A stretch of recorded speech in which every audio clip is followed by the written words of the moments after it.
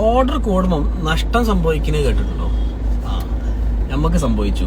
ക്യാരൻക്യൂർ പറഞ്ഞ ക്ലയന്റിന് നമ്മൾ actually 1 hour delivery ചെയ്യാൻ നോക്കി. അപ്പൊ ഓർഡേഴ്സ് ഇങ്ങനെ കൂടുന്നുണ്ട്.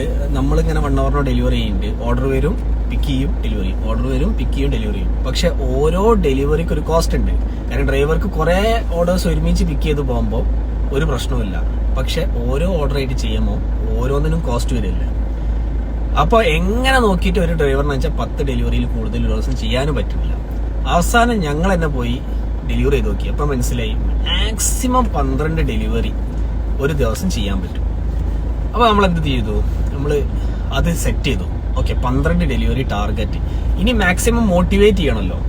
സോ നമ്മൾ ഒരു ഡെലിവറിക്ക് നമുക്കുള്ള കോസ്റ്റ് നോക്കി, എന്നിട്ട് ഒരു 12 ഡെലിവറിന്റെ മുകളിലുള്ള ഓരോ അഡീഷണൽ ഡെലിവറിക്കും നിങ്ങൾക്ക് ഇൻസെന്റീവ് തരാം.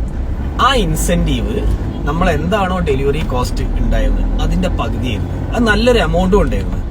അതിന് ശേഷം സംഭവിച്ചാൽ എന്താ അറിയോ? നമ്മളെ ആവറേജ് നമ്പർ ഓഫ് ഡെലിവറീസ് 15 ഒരാൾ ഡെലിവറി ചെയ്യുന്നത്. പ്ലസ് ചില ആൾക്കാരൊക്കെ 25 ഡെലിവറി ചെയ്യാൻ തുടങ്ങി. ഇനി അതിന്റെ അപ്പുറം സംഭവിച്ചു, ആൾക്കാരൊന്നും ലീവ് എടുക്കാണ്ട് വീക്കെൻഡിന് വർക്ക് ചെയ്യാൻ തുടങ്ങി.